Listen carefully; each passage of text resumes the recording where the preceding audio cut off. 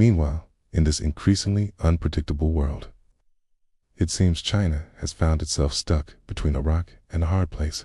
Literally, it's about pipelines. Beijing has spent decades building them to bring oil and gas from the energy fields of Central Asia to its factories and power plants. But now it is rethinking that strategy. So why is this happening? What are the challenges that China is facing, and what does it mean for India? Hello, and welcome to the show. Now, first, let me tell you about these pipelines. China has two major pipeline networks. One carries natural gas from Central Asia, basically the region that includes Kazakhstan, Uzbekistan, Turkmenistan, and Afghanistan. This network is called the Western Route. The second pipeline brings in crude oil from Russia. This one is called the Eastern Route. Now, both routes were built over the last decade. In fact, the first phase of the Western Route was completed way back in 2009. In 2023, how much did China gain through these pipelines? Around 85 billion cubic meters of gas and 43 million barrels of crude oil. That's according to official Chinese estimates. And all of this has come at a cost. We don't have the exact figures, but reports say the total investment is worth some $70 billion. So far, so good. But here's where the problems lie. China is now scaling back. Reports say it is looking to reduce its pipeline network, especially the Western Route. State-owned companies have been asked to scale back investments in Central Asia. The focus, they say, will be on projects with a quicker return. In other words, China is looking to cut its losses. And why is that? Why is Beijing losing interest? For three major reasons. 1. Climate. China is the world's biggest emitter of greenhouse gases. Over the last few decades, it has reaped the benefits of cheap fossil fuels. Its carbon dioxide emissions increased more than 5 times between 2000 and 2022. The good times could soon be over because Beijing has promised to slash emissions. By 2030, China aims to peak its carbon dioxide emissions. By 2060, it plans to become carbon neutral. Both targets are part of President Xi Jinping's plan to go green.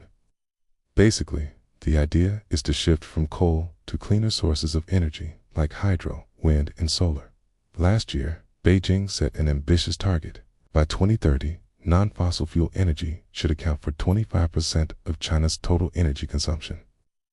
Right now, it's less than 15%.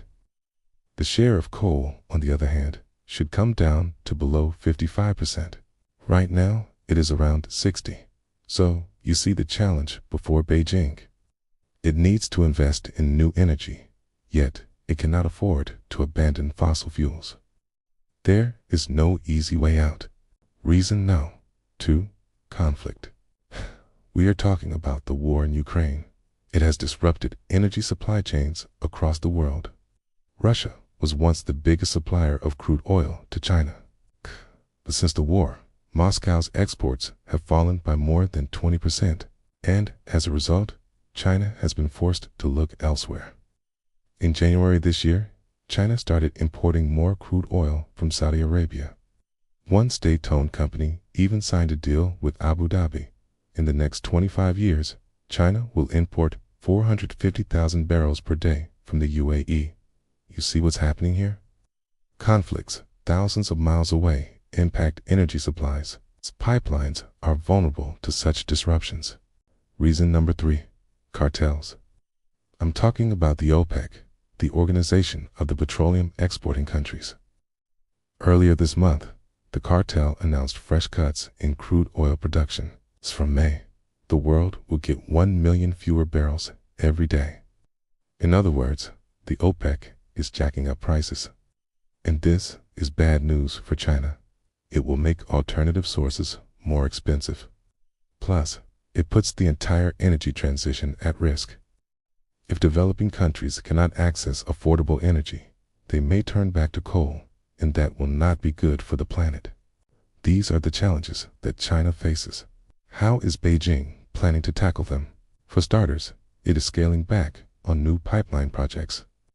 In Central Asia, There are two major pipelines, the China-Central Asia gas pipeline and the China-Uzbekistan-Afghanistan gas pipeline. Together, they carry gas from Turkmenistan, Uzbekistan, and Kazakhstan. The network has a total capacity of 100 billion cubic meters. Around 60 billion of this comes from Turkmenistan. Reports say Turkmenistan is looking to increase supplies. It wants to export 140 billion cubic meters of gas to China by 2025. But Chinese demand is falling. Remember, Beijing is scaling back. Reports say it will buy only 40 billion cubic meters till 2025. That's a 60% increase from today, but is still lower than what Turkmenistan is hoping for. Same with the second pipeline. It was built to carry gas from Uzbekistan, Afghanistan, and Pakistan. But guess what? Neither Islamabad nor Kabul is interested anymore. Pakistan has defaulted. Afghanistan is in the throes of a humanitarian crisis. So there is no market for the gas. What does that leave for Beijing? More supply from Central Asia? Or should it look elsewhere? And this is where things get tricky. China has invested billions of dollars in this region. There are pipelines, power plants, storage facilities. The entire infrastructure is already in place. If Beijing scales back, those assets will be underutilized. The investments will go to waste. Just think about it. A lot of money has been sunk in this region. A lot of effort has gone into securing these supplies. Can China really afford to abandon all of that? Some reports hint at a compromise. Apparently, Chinese companies are looking to refinance their investments in Central Asia. They want to restructure the existing deals. Simply put, they want more returns on their investments. But will the smaller Central Asian states agree? Not all of them have a choice. Smaller economies like Kazakhstan and Uzbekistan depend on China for investment. The state-owned companies do not have enough cash. That's why they're interested in deals with China. Okay, but the biggest player in the region, the richest of them all, does not want to play ball. That country is Turkmenistan. Until recently, it was ruled by the longest-serving dictator in the world.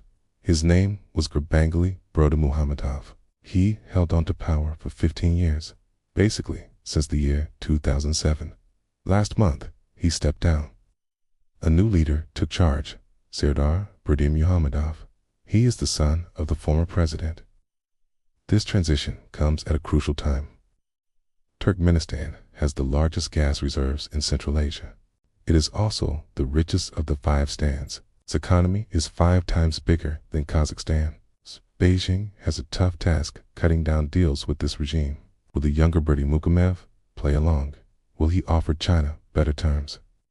These questions are important because they will determine the future of the Western route. What about the Eastern route? The one that carries Russian crude oil. That network is safe, we say. In fact, it is being expanded. The existing pipeline system carries 1.1 million barrels of oil per day. By 2024, that figure will increase to 2.2 million, so the focus will be on the Western route.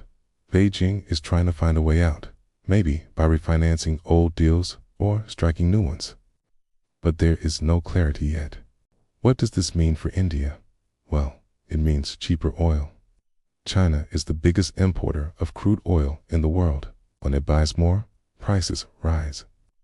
When China buys less, there is downward pressure on prices. Do you see the connection here? Cheaper oil for India, more investments in renewable energy for Beijing. At the end of the day, it's a win-win situation.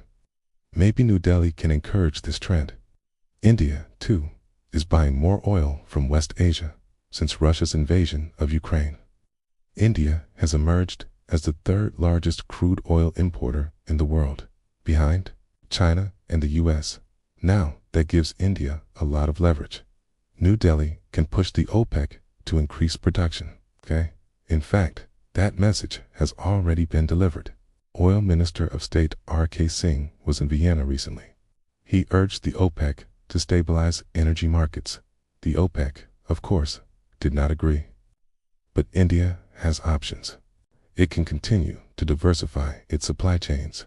Maybe New Delhi can look to Africa, to countries like Angola, Congo, and Nigeria. They are major oil producers, and perhaps they can offer better deals.